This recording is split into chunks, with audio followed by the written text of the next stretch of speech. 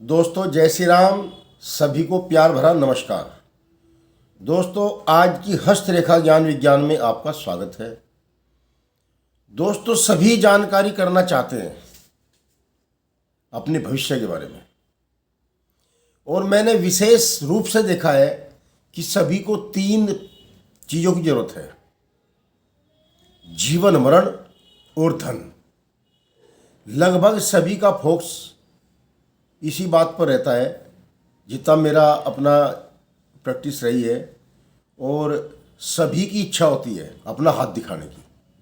सभी अपना भविष्य जानना चाहते हैं, परंतु सभी में केवल मैं एक ही बात, सभी ने एक ही रहस्य जानना चाहा कि जीवन कितना है, मेरी मृत्यु कब होगी और धन कब आएगा।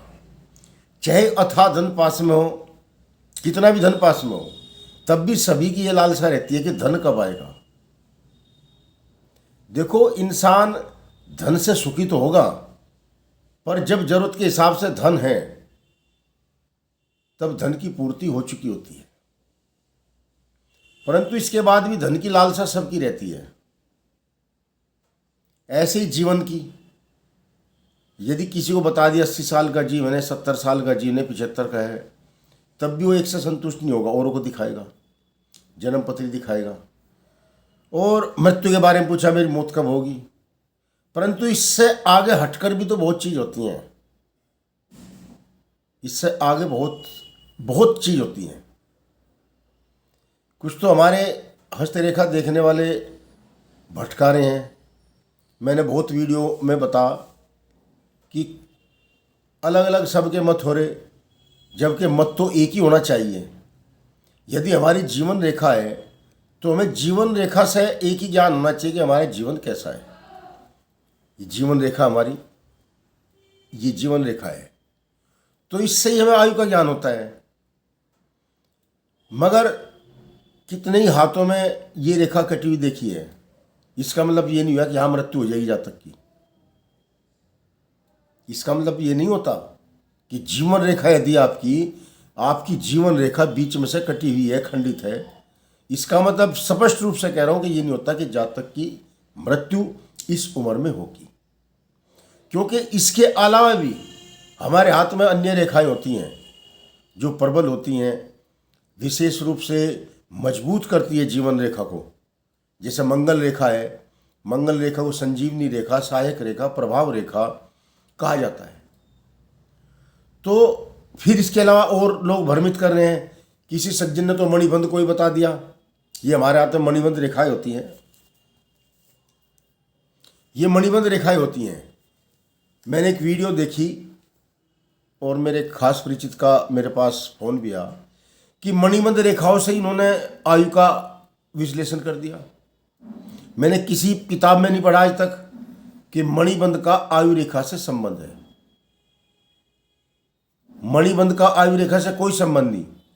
उन सज्जन ने बताया कि यदि एक मणिबंध रेखा है तो 25 साल की आयु, 2 मणिबंध रेखा है तो 50 साल की आयु, 3 है 75 साल की आयु, 4 है 100 साल की आयु।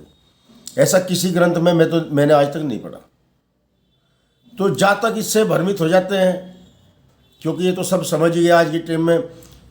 वीडियो देख देख कर सभी वीडियो बना रहे कि मणिबंध कौन सी है, जीवन रेखा कौन सी है, भाग्य रेखा कौन सी है, मगर चिन्ह और प्रभाव रेखाओं को सब भूल जाते हैं। ऐसे सैकड़ों चिन्ह हमारे हाथ में है, सैकड़ों प्रभाव रेखाएं हमारे हाथ में है, जो अलग अलग जातक को फलादेश करती हैं। मैं निवेदन करूंगा कि मणिबंध रेखाओं को देखकर उम्र का आलंकन ना करें। ना ही मणिबंध रेखाओं का उम्र से कोई संबंध है।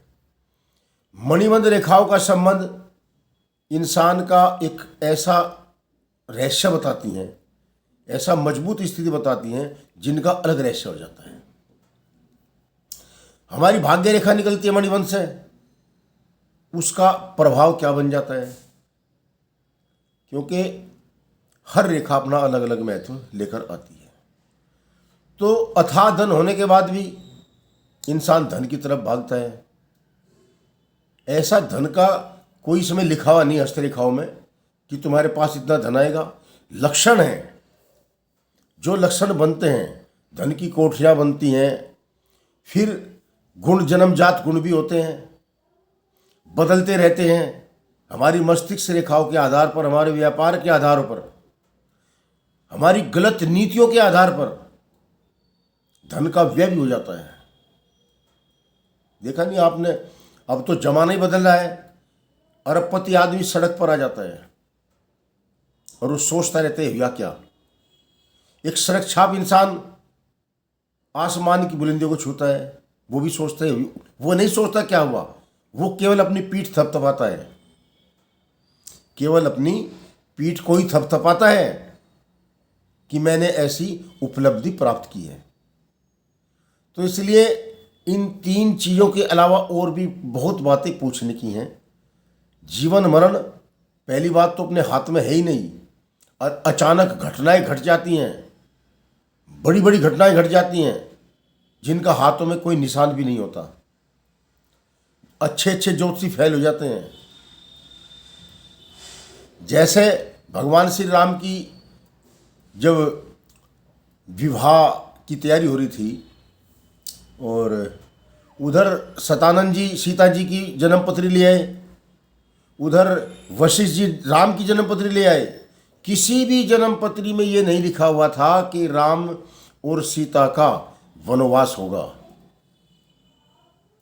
सीता जी दर दर की ठोकरें खाएंगी, क्योंकि राजा के घर से डोली उठकर राजाओं के घर में जा रही है। भगवान श्री राम जिसके पति हैं, और वो सीता फिर पूरी जिंदगी ऐसे वनों में परेशान होती फिरी। किसी भी पत्रिका में नहीं लिखा था। भरत जी ने वशिष्ठ को यही पूछा था कि गुरुदेव आप त्रिकालदर्शी हो, हमारे पिता का मरण हो गया, भाई को वनवास हो गया, सब कुछ बर्बाद हो गया, ये तो आपने कभी बताया ही नहीं। तो ये सब कुछ घटनाएं अचानक हो जाती हैं, विधि का विधान बन जाता है, सब ज्योतिष फैल जाते हैं। अचानक ही ऐसा योग बनकर आ जाता है कि जिससे